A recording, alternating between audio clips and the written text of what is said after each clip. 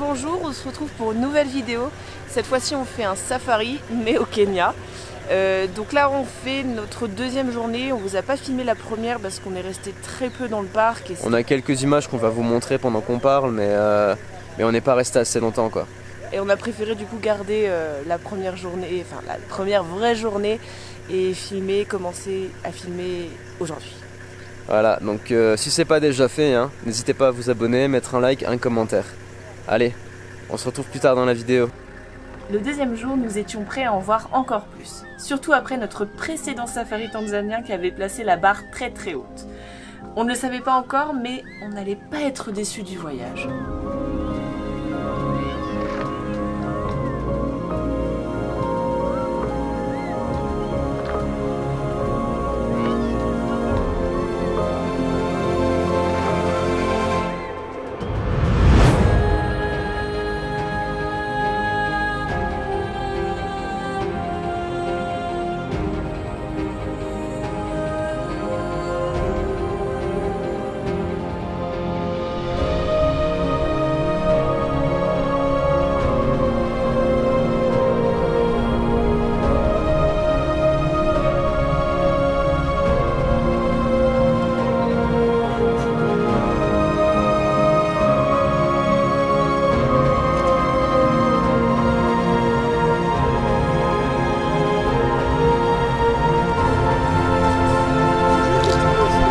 Le parc national du Masai Mara est l'un des parcs les plus emblématiques du Kenya, voire même d'Afrique.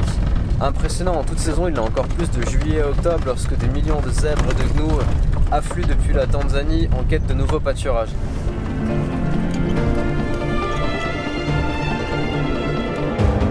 La réserve du Masai Mara est le prolongement naturel du parc national du Serengeti situé en Tanzanie. Elle tient son nom de la tribu qui vit sur ces terres, les Maasai, et de la rivière Mara qui la traverse.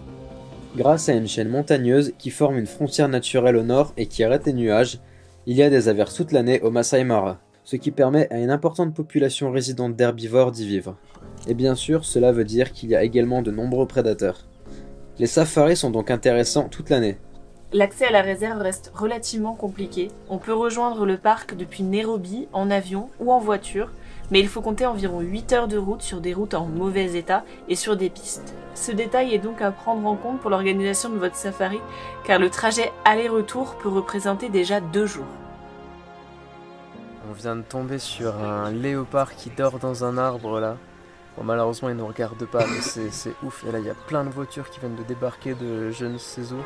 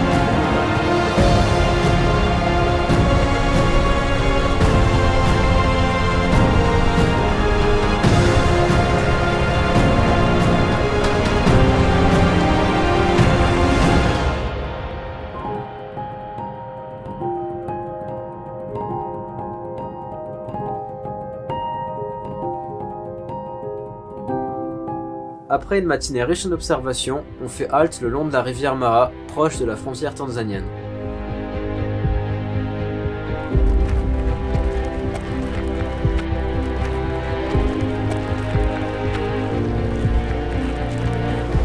Là, on va marcher 1 heure, on va un peu suivre la rivière Mara et on va voir en gros des hippopotames et des crocodiles. Tous les cours d'eau de la rivière Mara sont en permanence fréquentés par des groupes d'hippopotames et de crocodiles du Nil. C'est cette rivière que des milliers de gnous et de zèbres traversent au péril de leur vie lors de la grande migration qui se déroule de juillet à novembre. De juillet à août, les troupeaux commencent à quitter le Serengeti pour gagner le Masai Mara.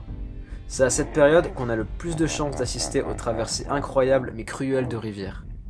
De septembre à octobre, tout le troupeau a normalement quitté le Serengeti, la plupart des animaux restent au Masai Mara jusqu'à fin octobre. Ils sont alors très nombreux dans la réserve où ils profitent des richesses de la végétation. Enfin, en novembre, avec l'arrivée des pluies dans le nord de la Tanzanie, le troupeau quitte le Masai Mara pour refaire la traversée dans l'autre sens.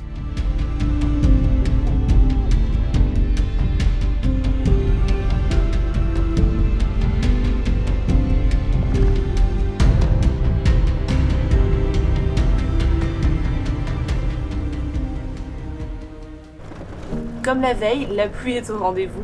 On reprend la route vers le camp, un peu déçu d'avoir écourté cette journée, mais sans se rendre compte que ce court trajet vers notre camp sera encore plus riche en rencontres.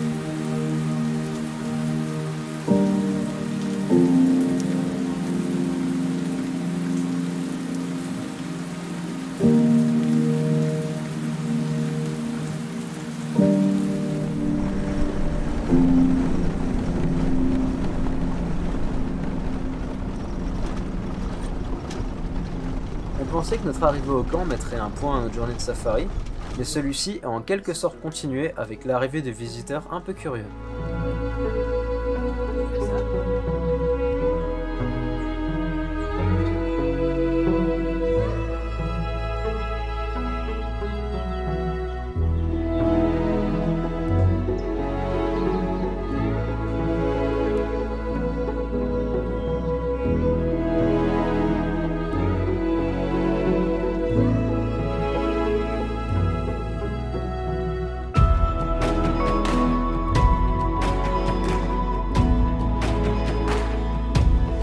Bon, on a dû un petit peu écourter notre safari, donc on est rentré à 16h parce qu'il pleuvait des torrents et du coup les animaux n'allaient plus sur la route, donc c'était presque impossible de les voir.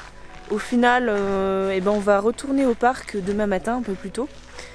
On devait aller directement chez les Maasai, mais du coup on va retourner du coup quelques heures avant d'aller chez les Maasai pour justement un peu récupérer ce temps perdu. Donc ça va être cool, peut-être qu'on verra le lever de soleil, enfin on va dire que c'est un mal pour un bien. Et là on va visiter un peu le village qui est à côté de notre camp.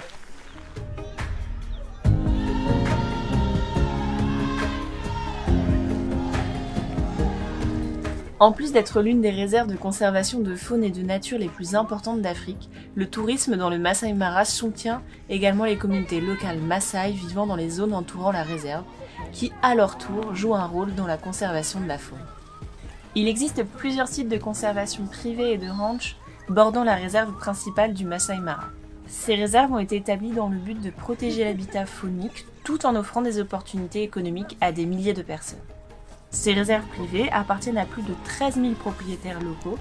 Ils reçoivent un paiement mensuel, générant un avantage économique pour près de 100 000 personnes.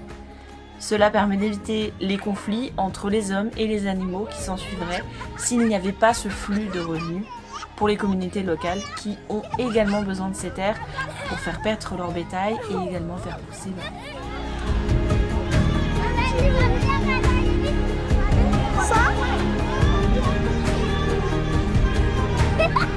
Bon, le village c'était vraiment sympa.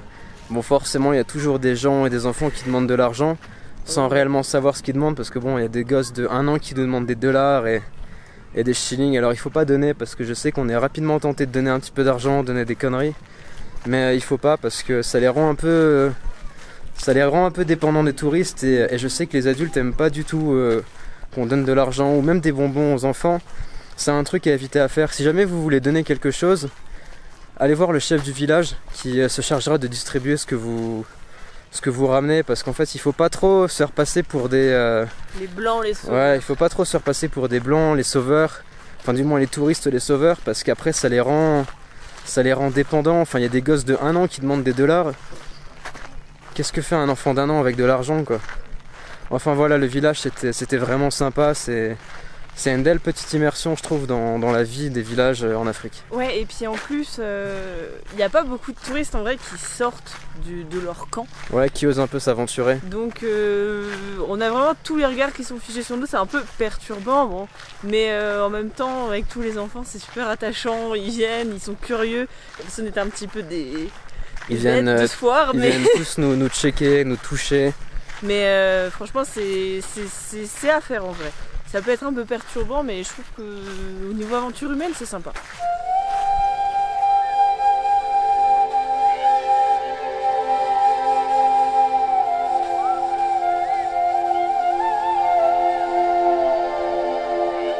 Bon, aujourd'hui on retourne quelques heures dans le Masai Mara. Enfin, je pense qu'on retourne toute la matinée dans le Masai Mara.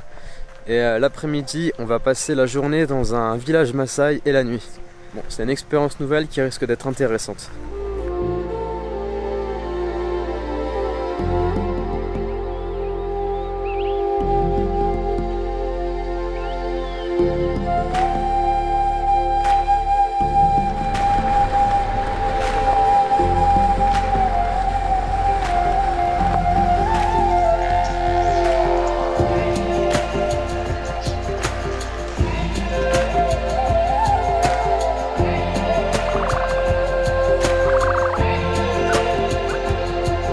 À peine 1 heure après notre arrivée dans le parc, on assiste à l'une des scènes les plus incroyables de notre safari.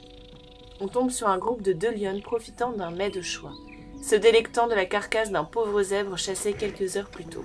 Elles semblent ne pas prêter attention aux dizaines de vautours se rapprochant lentement pour réclamer leur part.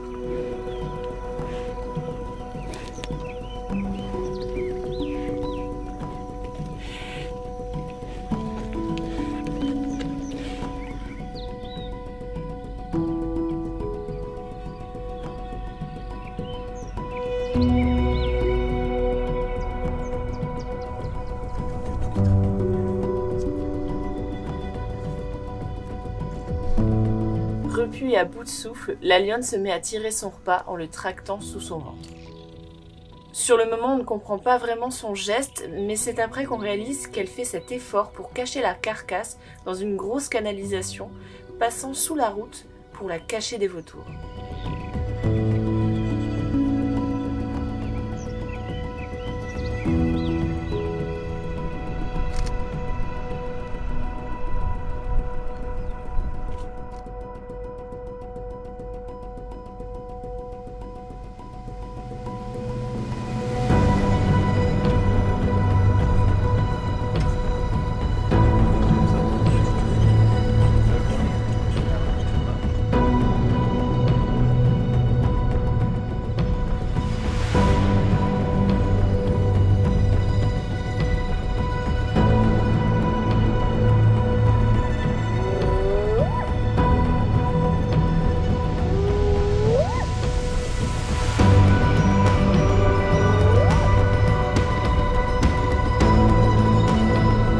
Alors qu'on pensait avoir terminé notre journée, la nature était une nouvelle fois prête à nous impressionner par sa beauté et sa cruauté. Un guépard solitaire parvint quelques minutes plus tôt à faire d'une gazelle de Thompson son repas avant qu'une hyène ne surgisse de nulle part pour le lui voler.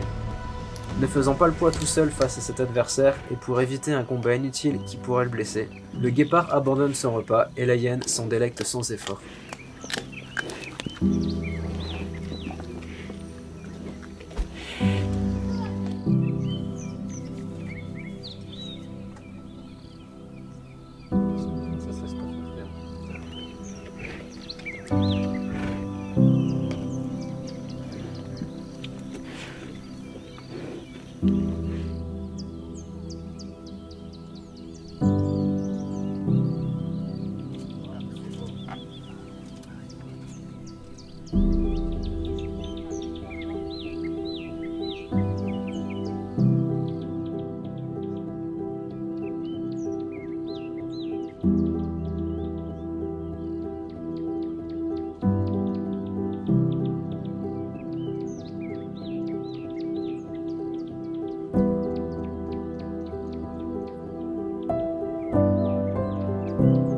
Donc après une excellente matinée au Masai Mara, on a pu voir vraiment énormément de choses. Là on va passer la fin de journée dans un village Maasai. Ils vont nous montrer un peu leurs traditions, qu'est-ce qu'ils font. Enfin, on va dormir également dans leur fameuse maison faite en caca. Enfin bref, on va voir plein de choses. Dès notre arrivée, quelques hommes du village viennent nous accueillir chaleureusement en chantant et en sautant. Sauter le plus haut possible permet chez les Maasai de prouver leur force, mais aussi d'attirer les femmes.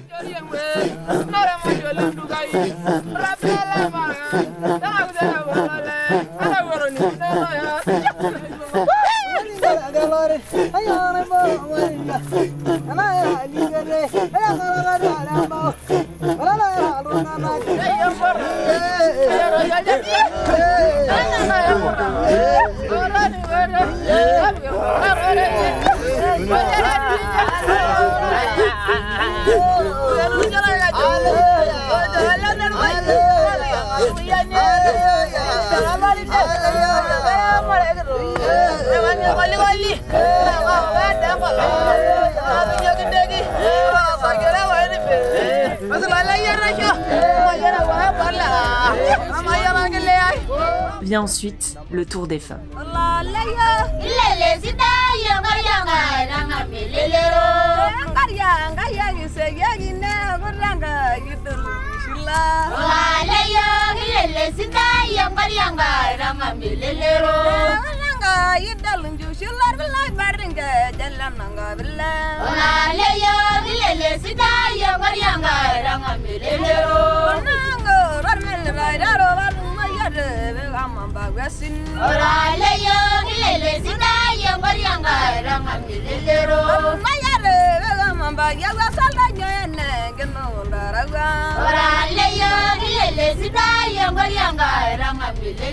Bon, le village Maasai pour l'instant c'est très folklore. Ouh là là.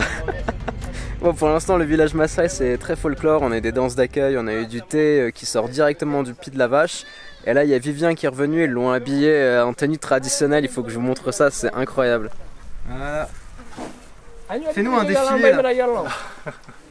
Un défilé comme je sais faire. Ouais. Bon, par contre c'est un peu serré pour moi mais ça va. C'est plus musclé.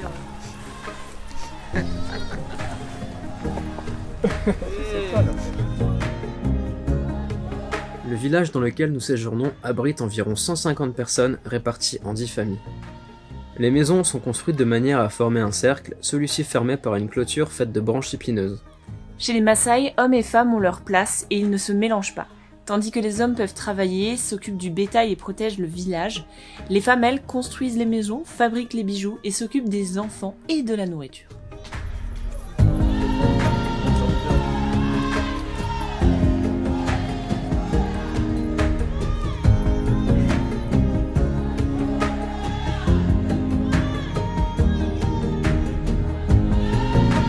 Les Maasai nous ont montré comment ils se brossaient les dents, donc avec un arbre, je pourrais pas vous donner le nom de l'arbre, avec des branches qui taillent et qui mâchent comme ça. Bon, c'est un peu amer et acide, mais apparemment, voilà, c'est comme ça qu'ils se lavent les dents.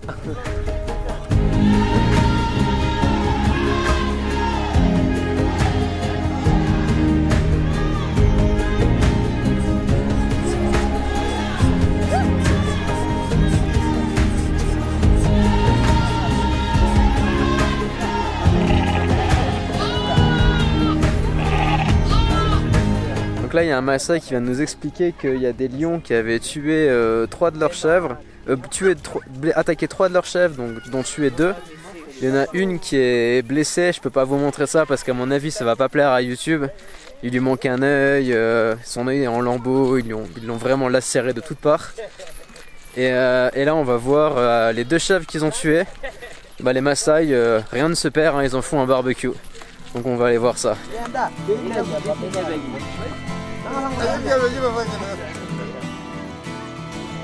Chez les Maasai, le bétail a une importance primordiale. Il leur aurait été confié par leur dieu Enkai, ils en sont donc les gardiens et non les propriétaires. L'élevage leur permet de se nourrir, mais contrairement à ce que l'on pourrait croire, ils consomment peu de cette viande, mais utilisent le bétail comme source de protéines, notamment en prélevant le lait. Au-delà de cet aspect, le bétail est avant tout une monnaie d'échange et il intervient dans les rapports sociaux comme les mariages, les enterrements, les héritages, des dons ou des cérémonies traditionnelles.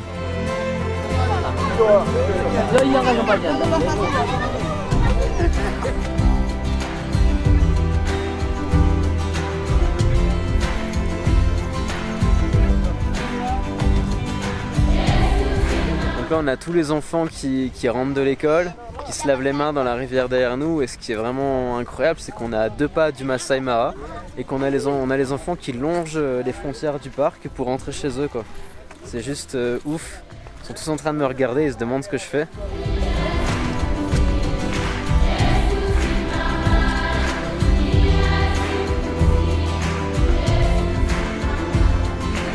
Bon du coup là je sais pas s'ils se moquent de nous ou pas, mais on parade en ville en tenue de Maasai. Comme dirait Moïlem, on fait une parade en majorette. Ouais, on est des majorettes, on parade en ville bien en tenue de Maasai, tout le monde nous regarde et rigole. Bon bref, c'est gentil, mais l'expérience du village Maasai est vraiment sympa quand même.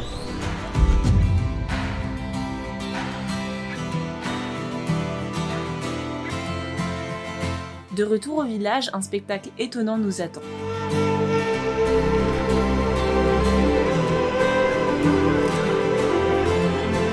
Donc là il est 18 h, les Maasai font rentrer toutes les vaches, tout le troupeau du moins, dans le village pour après refermer tout. Tôt le matin, les hommes Maasai quittent le village avec leurs troupeaux vers de nouveaux pâturages. Toute la journée, ils restent à leur côté afin d'assurer leur sécurité, puis rentrent au village avant la nuit tombée, pour que les vaches puissent passer la nuit au milieu de ce village où les femmes peuvent les traire.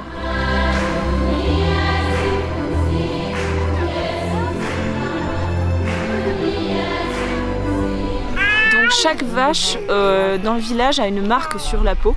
C'est pour en gros savoir à quelle famille du village elle appartient. Et les vaches reconnaissent en fait la maison de leur propriétaire et reconnaissent toujours leur propriétaire.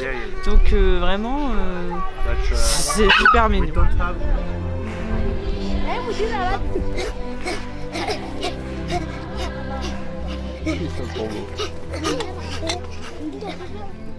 Le soir venu, on se rassemble autour du feu. Sami, notre guide, et Peter, notre hôte chez les Maasai, nous racontent des histoires.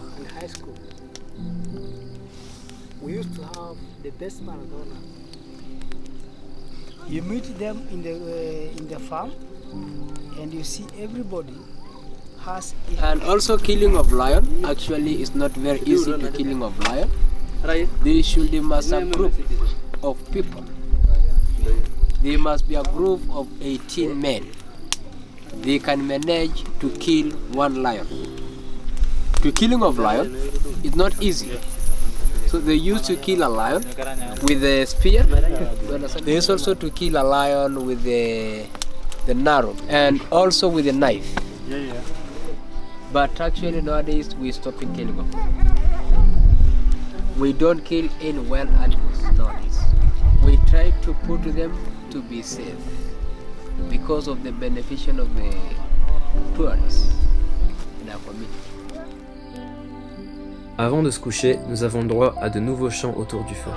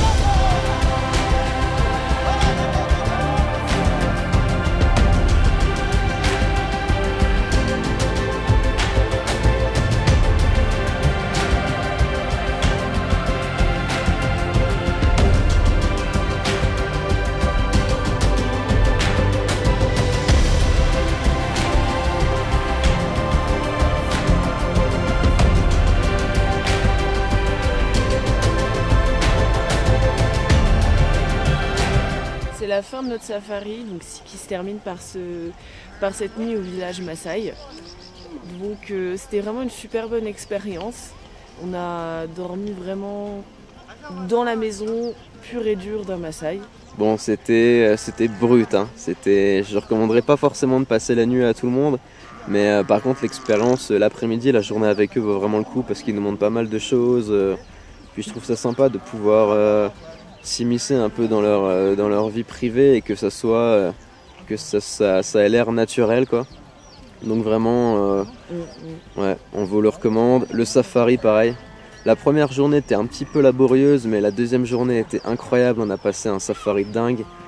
Ouais. En fait, dès que vraiment il y a de la pluie, c'est vrai que c'est plus compliqué de voir des animaux.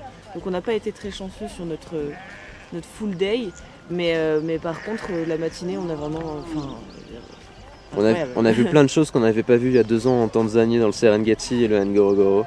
Enfin voilà, on va pas s'éterniser, mais on vous recommande vraiment, si jamais vous voulez faire un safari au Kenya ou dans le Masai Mara, on vous recommande vraiment Samy. Si vous voulez son contact, n'hésitez pas à nous contacter. Et voilà, sur ce on se voit dans la prochaine vidéo. Si cette vidéo vous a plu, n'hésitez pas à vous abonner, à mettre un like et un commentaire. Et nous on se dit à plus tard.